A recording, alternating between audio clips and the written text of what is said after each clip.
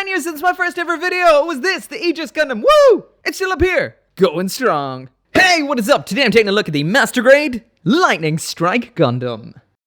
For me, the Strike Gundam version remaster is almost the perfect Master Grade. It may not do anything completely spectacularly off the charts, it doesn't necessarily do anything brand new, but everything it does is classic Master Grade done to perfection. That's why I have it front and center in my collection. It is rock solid, looks fantastic, and just one of my all-round favorite Master Grade kits. The reason I feel this is because it came on the heels of the simple yet pretty awesome Master Grade Wing Gundam EW kits, and this is along the same lines. I put this down mainly to the fact that these have ABS inner frames, which makes them incredibly robust, incredibly strong, and makes the parts really grip in there when they're all attached. Even though there is polycaps in its build, polycaps and ABS just seem to go together so perfectly. So yeah, the Strike version remaster is fantastic, but the backpack, the Ale Striker, is a little bit on the flimsy side, but no deal breaker. An all-round phenomenal kit. That's why I was super excited when Bandai announced this right here, the Master Grade Lightning Strike Gundam. So for the most part, this kit is the standard Master Grade Strike Remaster with the brand new backpack. Now the backpack can be bought separately if you want to buy one for your Strike Gundam, or you can get this complete set right here. And just on the off chance you don't know what the Lightning Strike Gundam is from, it's not necessarily from anything. This is an MSV design, if I'm not mistaken, from a magazine like Hobby Japan. That means there's a little bit of a almost fanfiction-y style backstory to why this exists. So basically, Mula Flaga, this guy, pilots this particular version of the Strike Gundam. This is a backpack that can be used to recharge other mobile suits because it's got a pair of battery packs around back, and it also has a long-range electricity or lightning-based weapon. From what I've seen on the Gundam Wiki, it apparently turned out to be not that great at all, and it's better as a mobile refueling station. But anyway, let's check it out.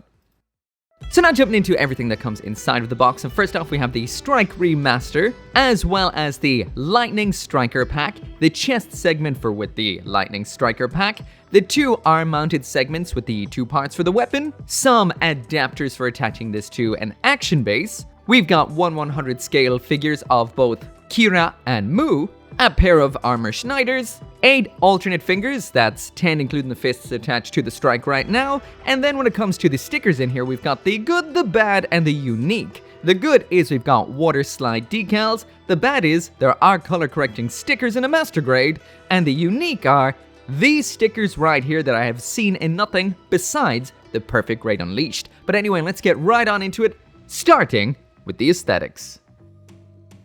So jumping right on into the aesthetics with that full 360-degree spin, and I absolutely adore this kit besides one aspect, but that's just a personal opinion. But besides that, this has aged so well. It's got great detailing, the color accuracy is phenomenal, the overall design, the silhouette, everything looks like the Strike, just powerful. The colors on this are on point, exactly the same as the standard version of the Strike Remaster, that is gray of the inner frame, white of the armor, red on the various head parts, waist and feet, and then blue on the crotch and the body, and everything just looks really, really good. I will mention it does have some minor visible nubs here and there that you will have to clean up. As for what I love about this, the detailing on the head is so good. This might be my favorite Strike head out of all of the grades. It just looks so powerful, but at the same time the design is really tight.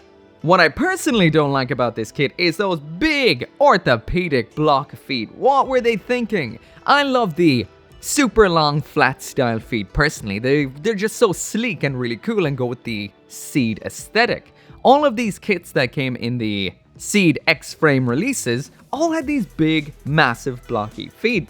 Sure, it's great for standing on, but the overall look, I feel, gets marred a little by them because they're just so geometric and chunky. So when it comes to the included stickers, thankfully none of these are for actually using on the Strike Remaster right here, besides the usual, which are the eyes and the head camera. The fit of eye stickers isn't usually something I mention, but if you build a lot of gunpla, sometimes you'll realize that the fits aren't always perfect. Now the Strike right here, these lined up perfectly, you could get the black to actually sit around the raised eyes, and again, it just looks so good. As for the head cameras in here, I have added the shiny blue sticker on the front, as well as around back. Underneath these stickers is clear plastic, which I used to dislike, but now I actually like very, very much so. It's because you can paint them out of box whatever color you want and still let them remain transparent. So if you color this in a clear blue with either some clear blue paint or even a Sharpie, you can get the blue effect you want super simply.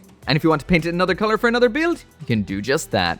And while I have this right here, there's the side-by-side comparison with the original Strike Remaster. So as you can see, the Gundam itself is identical. Lastly then, here we've got a big old sheet of water slide decals, and as far as I can see, a lot of these are exactly the same as on the Strike Remaster. I assume we have some for using on the Lightning Striker pack, definitely because it says Lightning Striker right there. And honestly, it is always good to get a set of water slides. And at this point, I have to mention that I'm really sad I didn't get to put some more time into this particular Gundam ride here. All I did was panel line the head a little bit, but I wanted to panel line the whole thing, maybe use a couple of the decals and top coat it, but I'm really trying to get through the backlog, which has built up a lot recently, so sadly, Strike right here had to get a straight build only.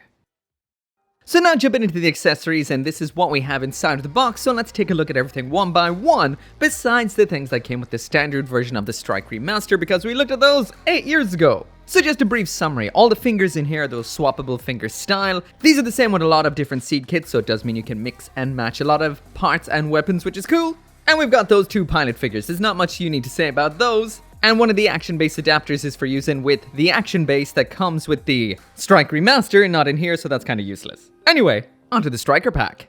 So now moving on to the main event inside of this box, and that of course is the Lightning Striker pack. So getting it spinning first off, and this is a pretty cool looking pack. There is a couple of issues I will mention about it, and the first one is the fact that the purple plastic is one of those plastics that marks very, very easily. So you're going to have to take a lot of care with this. Design-wise though, it is really sleek and cool looking and really makes me wish there was a master grade Sky Grasper. It's kind of weird that there isn't. So the first negative aspect I will mention about this is there are stickers included. All of those red ones there are for using right here on the Lightning Striker pack. Now I've used none of them, but they go on the various venting like the one you're seeing right here, and the ones here, and that really wouldn't look nice. So you'll need some red paint. However, it's not all bad news when it comes to the stickers, because these ones blow my mind. These ones right here are pretty much the same as what we would have seen with the Perfect Grade RX-78-2 Unleashed. These are like little three-dimensional stickers that give the gist of gemstones when they're really, really small, or actual clear plastic parts, and the longer parts I've never seen anything like them before. These also work quite well. I actually think these look better than the odd yellow metallic injection plastic we've got for the actual plastic parts. So for example, that right there, what you're seeing, that yellow, that is one of the plastic parts. And now that right there, that is one of the stickers, and this catches and reflects the light in a cool way that in a way does make me think it can store something akin to lightning. We also have a couple of red ones up there, and I really hope Bandai keeps using this kind of sticker because they work out so well and catch the light phenomenally. Attaching this works like any other Striker pack, so it just slots into the slot on the Strike Gundam's back, and we also have a little bit of a clip down here that goes in to the slot on the butt flap for a double connection. Next up in here now we have the chest section in all the same colors as the backpack. None of these are stickers, this is all cast in plastic, whether you like that or not. Clear red section up front. Attaching then, this is quite simple. Just pop it onto the chest like so, and it connects over the shoulders into the Lightning Striker like this. Next up in here, we've got two arm mountable segments or weapons. These combine together, which we'll take a look at later on. There is the first one, which is the front end, and there is the second one, which is a back end with a nice clear red effect part up in the back. Attaching these onto the arms is quite simple. These just attach into the hard point on the forearms of the Strike Gundam like this. So anyway, there's a quick spin of what the Strike Gundam looks like with the Lightning Striker pack attached, and this looks very, very nice. It's very sleek, it adds a lot of nice bulk to the back of the arms and to the chest, while at the same time having a nice silhouette. This is a pretty cool looking Striker pack. So this right here does have a bunch of different moving elements. These segments here on the side, these are attached by polycap ball joints. So that does mean they can rotate to pretty much any angle that you like. And there's a bit of tilt there, but if you tilt them a lot,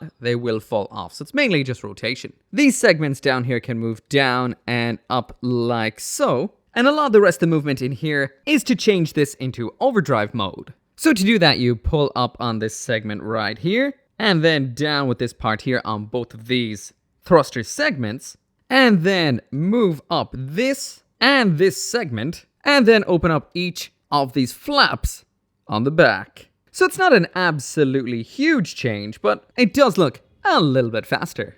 So now it's about time to deploy the Type 7031 Electromagnetic Canon, and in order to do that, just pop both halves out from the back of the arms. There's also two handles tucked away in here, both of which have a little bit of an extension gimmick to extend this half a pipe. You attach both halves together, including those pipes. There is a little bit of a mild parts formation here where you have to disconnect one of these rail segments in order to extend it. It doesn't slide, it has to disconnect and reconnect. Then we've got a pair of handles that need to be attached at two different points. Finally, then you flip out the front two flaps and then use the included wire to attach it into the battery pack round back. And I guess the last aspect about this is getting it into the hands, and this is no simple task. Actually, I ended up realizing by looking at the front of the cover of the manual, even Bandai can't get this into its hands correctly, so it's a little wonkily designed. It does look beautiful, but getting it in both hands is next to impossible. So maybe using the widespread open hand for the left arm to kind of just like it's